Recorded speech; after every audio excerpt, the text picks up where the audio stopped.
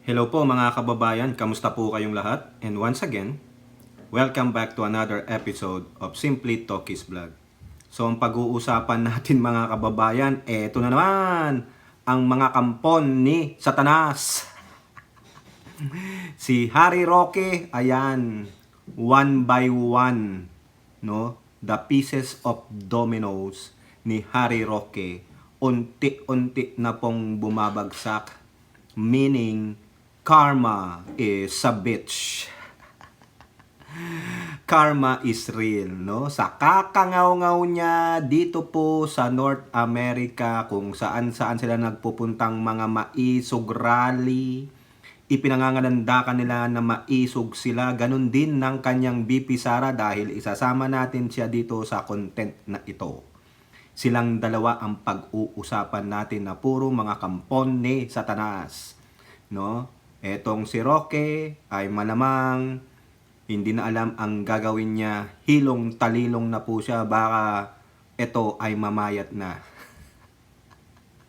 Bruin nyo, nagpapakaubos sila ng kwarta, ubos oras sila, no? Parang yun na po ang tinrabaho nila. Magkano kaya ang sahod nila sa kakarali? Baka naman milyon, baka sumama na ako sa inyo. Kung yan po ay mag-a-amount sa 1 trillion pesos kada rally, ay okay na po ako. Di ba, Roque? Ganun ba, kita nyo? Brimo, no, wala siyang trabaho. O, paano sila kakain? Kaya pala sabi nung si Angeles, Mr. President, gutom na kami. Naghihirap na kami. Ang walang hiya. Kita mo yung mga kasamahan niya, nasa abroad, yung ba yung gutom? Yung ba yung naghihirap? Mamaya ipapakita natin ang larawan o mga larawan na ang mga putanginang ito ay mga sinungaling. No? Talagang kayo na maniniwala pa sa mga yan, lalong-lalo na sa 2025 election, tatayo sa entablado, gagawin namin ito.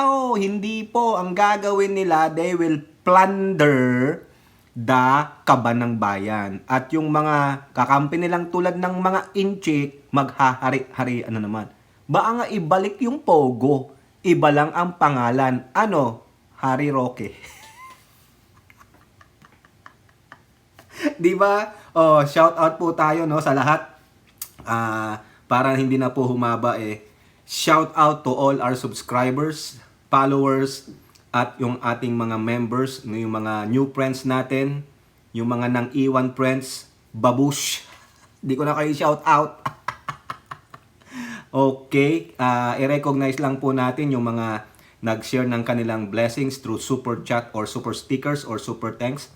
Nandiyan po si Miss Ines, ano ba yung pangalan niya? Nakalimutan ko. Basta si Miss Ines, no, nag super chat po siya, 149 pesos.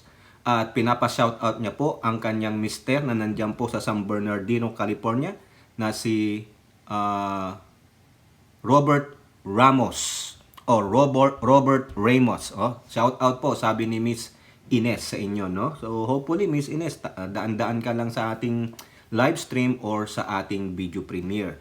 At ganun din po kay Malditang Lola, no? Matagal na pong kasama natin yan na mga warriors din. No? Shout out po sa inyo at siya po ay nagpa-super stickers, no? $20, pandagdag sa McDonald's money nung aking bunsong anak. Na lagi nyo nakikita sa LSC Adam James, no? At sa lahat po, no, maraming salamat sa mga sumusuporta sa atin. Hindi ko na kayo isa-isahin para hindi humaba ito, no? At malapit na po tayong mag 40K. Palakpakan!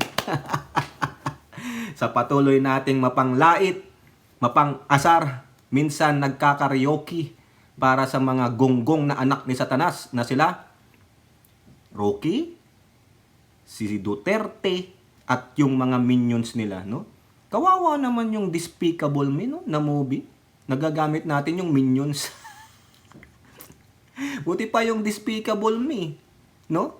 May maganda silang magagawa. Ito, anong magagawa nitong mga to? Kampo ni Prime Minister ni Baal. Kasinungalingan. Sinungaling, no?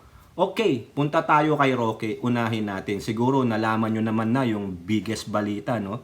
Na inireport po ng PAOK TF, no? Ngayon, nung nakita ko yan, ito po. Una muna ay courtesy of siyempre, i-recognize natin yung ating kapatid, no? Na isang gwapong vlogger, si Boss Sir Mike Cervera. Hindi po si Boss Sir Amo, Mark Ramos. Pareho naman pong gwapo yan. Mga nagmana lang sa akin yan. Tanungin nyo pa kay Boss Mike Cervera. Nagmana lang yan sa kanilang mga kuya. No? Tanong nyo pa kay Mark Ramos. Mark Ramos, ang gwapo mo daw, pero galing daw yung kagwapuhan mo kay kay Tokis. Oo, yun. Oo, yun mga kababayan. Oo, sabi ko sa inyo. Oo, yan. Wala lang mga lang yun, hindi tatanggi ang mga yan sa kanilang kuya. Sino ba yan si Tokis? Puntahan mo Mark Ramos. Hihay mo ako doon. Hindi, biro lang po. Mga kasama nating nagtatanggol sa admin yan. Okay? So sabi dito sa Pilipinas o Filipino Star ngayon. Yan po. Ano po yan? Party po ng Philstar Global. Bahay ng ex-government official ni Raid. 2 Chinese sa Pogo arestado. So 2 Chinese na hindi mga Pilipino, babae at lalaki, itong mga hinayupak na ito, buti na lang nandyan ang PAOK, nandyan ang Bureau of Immigration, nahuli po sila, tumakbo sila sa Tuba, Benguet. Doon pa sa norte, sa malamig na lugar. Malamig po diyan sa Benguet, no? Ang problema, sinasabi dito na bahay ng ex-government official. So, hinanap ko po kung sino yan. Wala. Di ko makita muna for the meantime. No, yung din mga followers natin sa ating premiere kagabi, sinasabi nila, bahay daw ni Harry Roque. Oh, nabigla ako, hanap ako. Nakita ko po, ito po yung una kong nakita sa Facebook page. Ayan po, DZRH News.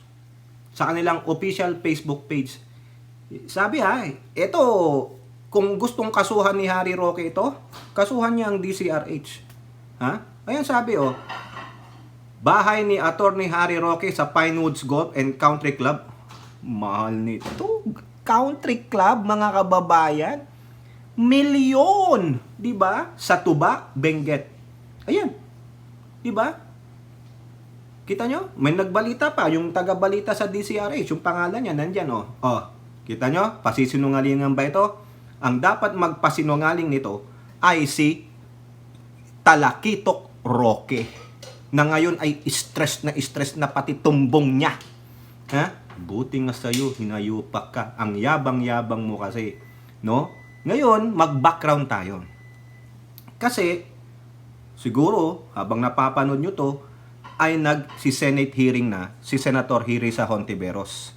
Sabi ni Roque, aaten siya. Bakit? Kasi, yan po, yung quote card ng Impact Leadership nung July 10 tungkol kay Harry Roque nung sinabi ni PAGCOR Chairman Tenco na naglalabi attorney ng South, Casino, Lucky South 99, si Harry Roque. Ayun ang sabi niya. Di po ba? O yan. Ngayon, nung pumutok na yung balita na yan, todo tanggi siya. No? Ang sabi nga ni SP, Chis Escudero, anyone accused of anything has a right to face his accuser. Sabi niya, umaten ka, Roque. Most likely, i-invite ka ng Senado. Ano sabi ni Roque? I'll be there. Pupunta daw po siya. Ngayon, sinabi niyang pupunta siya, sabi niya, ito ang yabang mga kababayan, ang yabang talaga. Kasi, abogado Saka gustong-gusto niya yan. Publicity sa kanya yan. Exposed siya. Ano sabi niya? Noong July 25, I'm going to unveil a PAC on the 29th of July at the Hall of Senate. I was more than willing to face them without an invitation. Gago. Wala kang invitation doon, di ka papasukin, gago, dahil ordinaryo ka lang na tao. No? Yabang-yabang mo, maski na daw walang invitation, pupunta siya. Bastos ka. I wanted to appear because I thought Chairman Tenko would accuse me of facilitating illegal pogo. But he did not say that. Oh, ayan talaga. Eh di demanda mo si Tenko. Sabihin kasi, ba't di ka mag-file ng kaso na ini-smear yung pangalan mo, dinungisan ng pangalan mo, na napakalinis. Napakalinis, mga kababayan. Oh, aside from that, dun sa quote card na yon, mga kababayan, minamadali na natin to, mga kababayan, ha? Kasi alam ko naman nanonood kayo ng Senate hearing. Sana matuloy. Sa GMA News Online, i-expound natin yung sinabi niya na quote card na yon. Roque vows to expose Pogo protectors at Senate hearing. Ayan. I-expose niya daw. Sino yung i-expose niya? Ha? Ito po, mga kababayan, ha? Ito na lang. Idagdag natin dun sa quote card na yon. Ha? However, I believe sa kanyang paniniwala, I know who the real king and queen of Pogo are. Eh, alam ko na, nababasa ko na utak niyan. Kayo, ano ang basa nyo sa dating niyang statement na yan? Di ba? Ako sasabihin ko, yung first couple, si PBBM at si Ninang Lisa. Yan na naman yan. Tulad na lang ng lahat nung sinasabi ni dito, yung jukebox queen professional liar. Si Lisa is smuggler, si Lisa ay ganito. Lahat ng vices, lahat ng katiwalaan, gawa ng first couple. Ayan yan. Idadawit niya yan. Kasi sa Senate, pag nakarinig ng pangalan, oh, Comsec, invite this person sa next hearing. Pag ayaw, isabpina mo. Pag ayaw, i-contempt, ikulong. O, diba? Halatang halata naman yung datingan eh. Kaya malakas ang loob kasi mangdadawit. O, sino ba sa palagay nyo? Ako may isa pa akong naisip. I believe who the real king and queen of Pogo are? Duterte. Sama mo si Bongo. Di ba? Sino bang nagpapasok ng Pogo? Sinong sumuporta sa Pogo? Oh, sumuporta ba si FL? Sumuporta ba si PBBM? Di ba? Civilian sila. Oh. Eh kung sana, kung ito mababanggit ang pabanggitin niya ang first couple dito, ha? Eh di sana binanggit na niya. Binigay niya na kay yung dito, yung professional liar. Eh pero pag jump pa lang, imposible. O baka ginagawan pa nila ng naratiba kasi soplak yung kanilang addictus pulverunus. O, di ba? O ngayon, ang gusto nila magpa-drug test ang Pangulo. Uy, gago ka, Roque. Ikaw na nagsabi mismo. Ang presidente po, hindi pwedeng diktahan ng ninuman. Presidente po siya. O, bakit ikaw? Pag sa Duterte, hindi pwede. Pero kapag kay PPBM, pwede. O, di ba? Gunggong lang eh. Ang yabang mo eh. O ngayon, nasaan ka ngayon? Bakit hanggang ngayon wala ka pang nilalabas na statement? Tingnan nyo yung Facebook page niya. Wala. Ha? Sabi niya dito, pupunta daw siya ng Los Angeles, New York, and Washington DC. O tapos na. Sa hakbang ng maisog nila. 'Di ba? Ang the same hakbang ng maisog na nananawagan na mag-resign si PBBM. Narinig nyo yan. Napanood nyo yan. Nakita nyo mga ebidensya dyan. May mga ganun pa sila, banner. PBBM resign, bangag, adik, di ba ganun? O, tandaan nyo yan ha. Kasi, gagamitin natin yan mamaya. Okay? So, eto na. Kinumpirma na talaga. No, meron pa nga dyan sa Abante, sa tabloid, talagang sinabi, pangalan niya. Ha? Mga kababayan. Ayan, tignan nyo sa post ni Sir Benji, nandyan. Ha? Yung kay Roque. Okay? O, tingnan natin, para makita nyo lalo. Kasi nanap ko yung para maintindihan natin. Ha? Ayan bahay ni Roque sa Benguet, sinalakay ng mga otoridad, 2 Chinese nationals dinampot. O ayan. Ha? Tabloid yan, Abante TNT. O tama. Ngayon, dito rin sa Philstar Global naman, English. Ha? 2 Pogo workers held in Roque's house? Nagtatanong. Kasi yung Philippine Star ngayon, wala pa, ex-government lang. Pero pagdating sa English version ng Philstar Global, nagtatanong naman sila. In Roque's house? O, di ba? Chinese woman pala, saka isang Cambodian pala ito. O, 2 palang mga illegal alien. Hindi pala 2 Chinese. Ha? Isang Chinese woman, isang Cambodian. O, I'm correcting myself. Pero, nagtatrabaho pa rin sila sa Pugu. Ha? Inaresto sila. Ang tanong, Roque, baka hindi ka magawa ng statement na sabi mo lang, hindi po sa akin yung bahay na yan. Kung sa'yo man, sasabihin niya, ipinagbili ko na po yan. Pero ayon po sa isa kasama nating admin supporter na si Streetwise, habang nagbablog siya kahapon, napanood ko, nire-research niya yung mga post ni Harry Roque sa kanyang FB page. Nawala po. Nag-delete ng post na kung saan biniblessing yung bahay na yun. Oh, paano mo to i-deny, Roque? Where is your statement? Oh, ito ang sabi dito ay patay.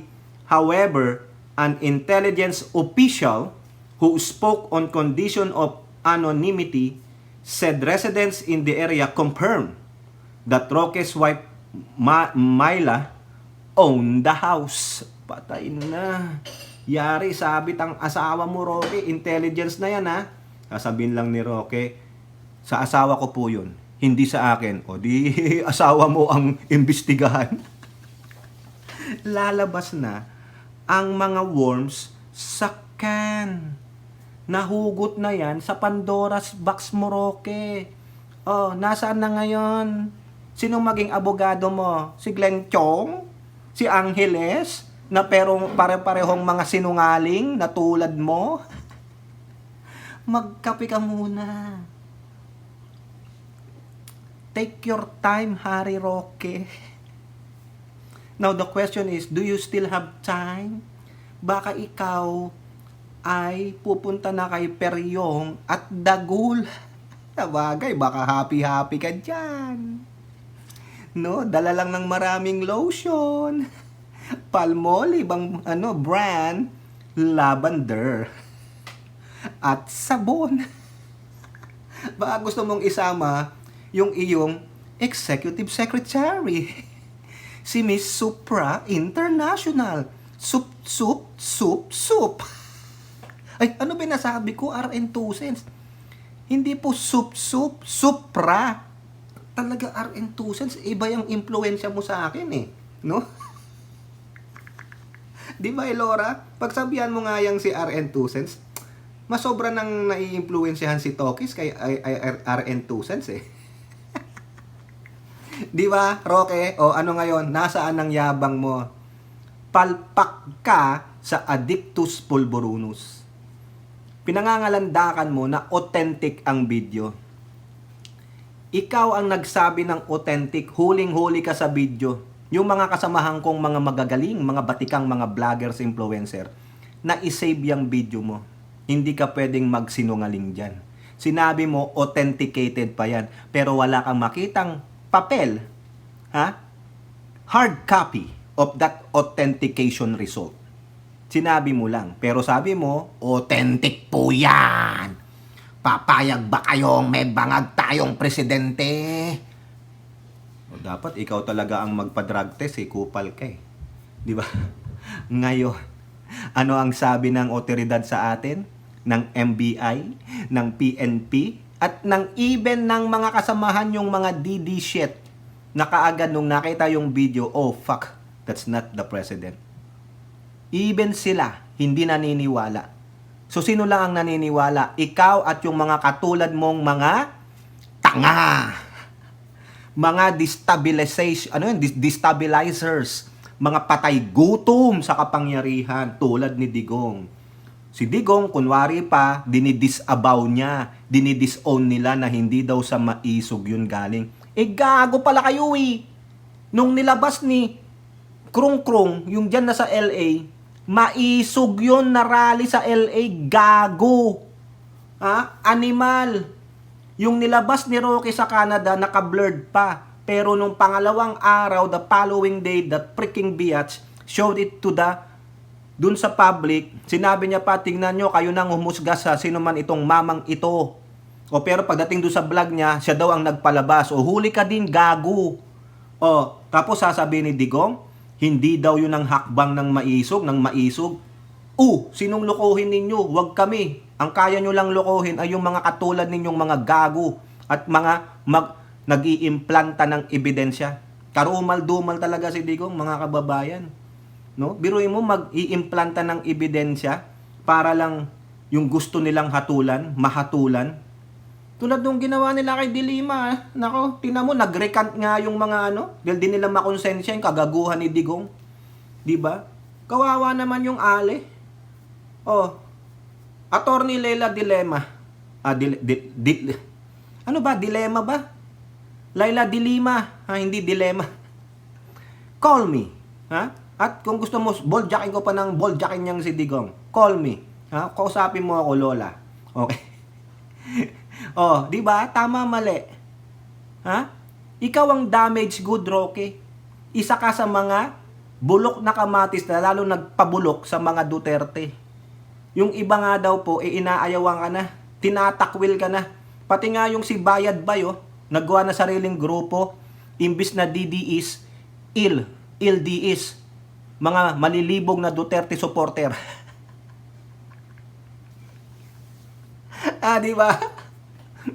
Mga langlawit Duterte supporter. Ano sila DLDS.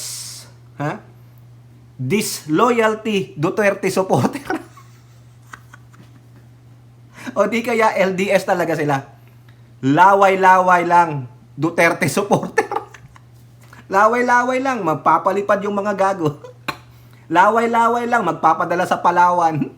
Palawan Remittance Center. Di ba? Oh, sino yung mga nabulag dyan? Kay Bayad Bay, saka yung mga kasamahan niya. Mga LDS, laway-laway lang, Duterte supporter. 3 LDS. Tatlo sila di ba? Yung isa, yung Tikoli. Yung isa, laway lang. Yung isa, ewan ko. O, di ba? Paano na, Roque? Nasa nang yung statement? O baka nasa Senado, doon nagbibigay ng statement, no? O, maganda to, no? Karma is real. Karma is bitch. One by one, no? Yung kalokohan mo, Roque, malalantad. Lalong-lalo, na galit siya kasi nawalan siya ng ilang milyon? 26 o 36 na donation niya sa campaign ni Sara Duterte. Akala niya mababawi niya pag naging presidente si Duterte. Mag-antay ka ng 2028 o 2034 kung wala ka sa oblo. Okay? O punta naman tayo dito sa isang inyong favorite. Ito, favorite ni Miyu ito Oh, favorite po ito ni Miyu. Yung kanyang vice presidente. Favorite niya Ha? Sino po? Ayan po, nagpa-posing pa siya. Oh, shake it off. Oh, shake it off. I never got the taste. RN 2 cents. I never got away. After siguro niyang, sabi nila, personal trip. Nung nabokya, medical daw nung nanay. Yung iba naman, Swifty Eras Tour. Ito pa, isa sa mga personal trip, ayan, mag-post ng maisog. Ayo! Ayan po, pasensya na kayo dyan, umaten kayo, nasa public domain po yan, kaya walang magagalit kung mabibira kayong mga nandyan. Oy, kayong mga nagugutom, kayong mga naghihirap, tingnan nyo sila. Tignan ninyo, hoy, Trixie Angeles, tignan mo. Tignan mo. Huwag kang sisigaw, Trixie Angeles, na yun ay AI. Halatang-halata namang rally. Yung mga patay gutom, itong mga kasamahan nyong maisog, hindi po nagugutom. So, sino sinungaling? Tanungin natin yung mga kupal na yan. Kayo ba ay gutom sa hoten? Tanungin natin, kayong mga kupal kayo na nandyan, mga maisog, alam nyo ba ginagawa nyo? Na yung hakbang ng maisog na yan, ay ang grupo na gustong pabagsakin ang Pangulo ng Bansang Pilipinas. Ang grupo na yan ay mga fake news maker. Ang grupo na yan ay destabilization group. Alam nyo ba yan? Oh, may foreigner pa dyan. Do you know that, dude? The aim, the goal of that Maisog group, hey, yo. Do you understand the words coming out from my mouth? Di ba? O sige, magutom kayo. O ayan. Di pa sila siguro tapos lang kumain yung mga yan. O nagdi-drinks muna. Oh, mga ulul. Gutom ba kayo? Naghihirap ba kayo? Tingnan nyo yung damit niyang isa na yan. Naka-green pa Ganda-ganda ng damit niya. Nasaan kayo? Nasa Germany. Sarap buhay, di ba? Nasa ibang bansa kayo. Tapos yung mga kababayan nyo nagugutom. Tapos kayo, ganyan. Anong sinusulat ninyo? May papel doon, Ano plano ninyo? Pababagsakin nyo ang gobyernong Marcos? Try it, dude. Di ba? Yan po, yung mga nagugutom, pero nasa restaurant. Huwag niyong sabing hindi restaurant yan. Sa kabila doon sa dulo, may another table, di ba? Tingnan niyo mga pagkain, ang tatalap. Putang ina, yan pala ang mga gutom, lumalapang. Kayo ba mga malnourished? Tingnan niyo katawan nila, hindi sila malnourished. Tapos sasabihin ng kasamahan nilang mostly si Trixie Angeles, nagugutom na kami. Hoy, mga kupal, pakainin nyo yung mga gutom ninyong membro dun. Pasensya kayo Sumama kayo sige. May nagtaas pa ng flag, pero it is a despicable one. Biruin nyo, maisog kayo, laban para sa bayan. Ano problema nyo sa bayan? Ginago ba kayo? So, ibig sabihin, protektahan nyo si Kibuloy na isang kinasuhan ng mga minors na winanghilangya niya na hindi makaharap sa korte? O ikaw, Sara Duterte, yan pala ang purpose mo sa personal trip. It's the beginning. Ito na po ang kumpirmado. Si Sara Duterte ay tamang-tama sa kanta ni Taylor Swift. Nakakahiya naman kay Taylor Swift. Yung anti-hero. Yung sinasabi niyang, did you see my covert narcissism? I disguise as altruism? Yung sinasabi ko paulit-ulit. Yan po. Lumabas na. Yung pagiging ganito niya, pa-tweetams, yung pala, at the back of her mind, sige, tuloy nyo lang yan. Dahil ako ang uupo. Iupo nyo ako no matter what. Kaya nga porsigido sila Ayan umattend siya ng Maisog meeting. Hindi rally. Meeting. It's the same. Ang mga nagrarally, yung mga minions, sinasamahan lang ng mga opisyal na konti. Pero ito, sila yung mga kombinor. Sila yung naglilista kung ano ang gagawing mga plano. So di pa, kasama siyang nagpaplano paano pabagsakin ang gobyernong Marcos. Destabilizer. Pinuno ng destabilizer. Your vice president is a destabilizer.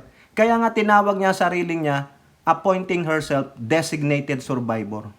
Kasi pagagalawin niya yan, put me in the seat of power. Put me in that White House of ours. Ganun po. Ito, ebidensya ito.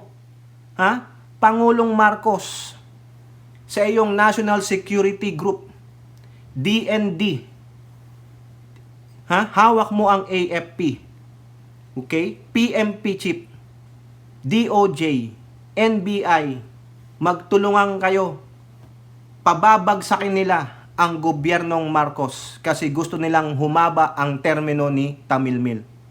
Ala Gloria style. Sino pa ang nasa likod? Probably yung kanyang ama. Tapos sinasabi niyang di sila nag-uusap sa politika pag nagkita-kita sila. Wag mo kaming gaguhin, Tamilmil. Hay, bukeke. Kitang-kita mga kababayan. Hindi niya maitatanggi.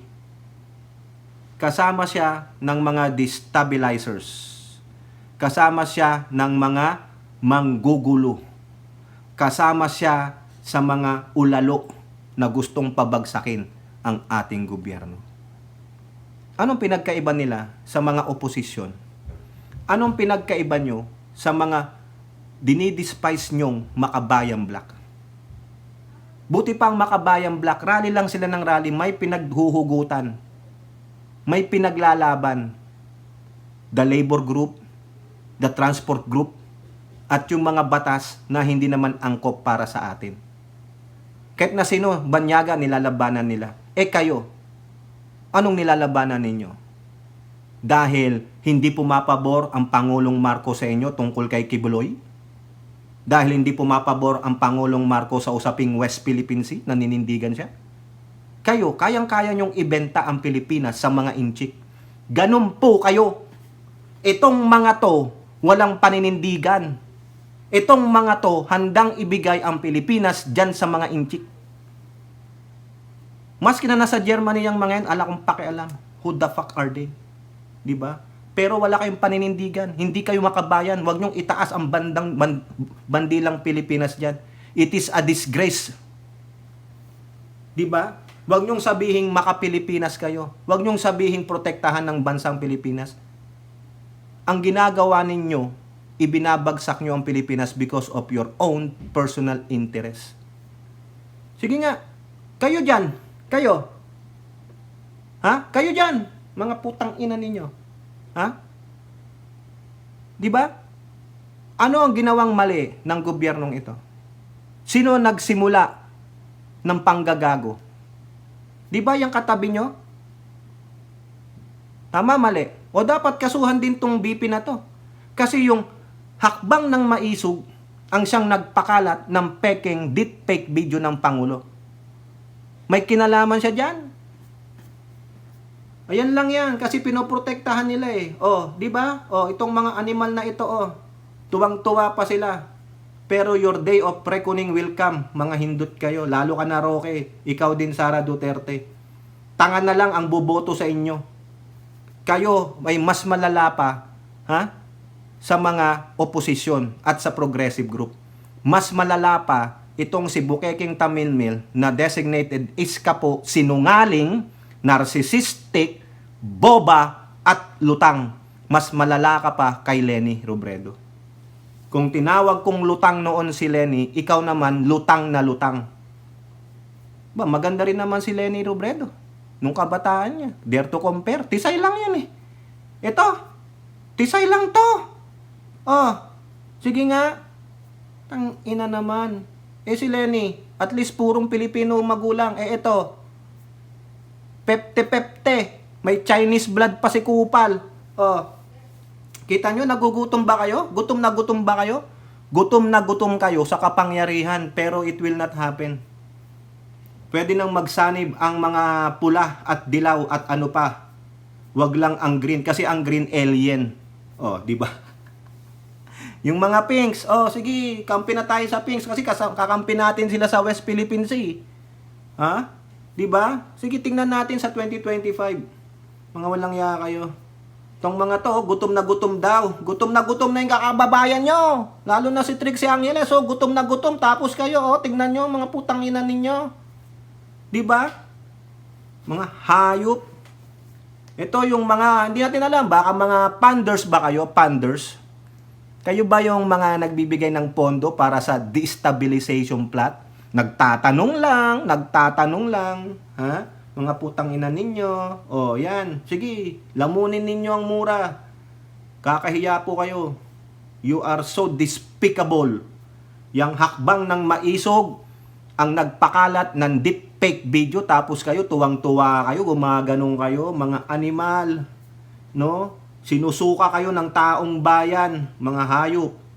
O, kayo po, ano pong inyong masasabi? Comment down below and don't forget to like and share. Hope to see you on the next videos. Bye-bye. God bless.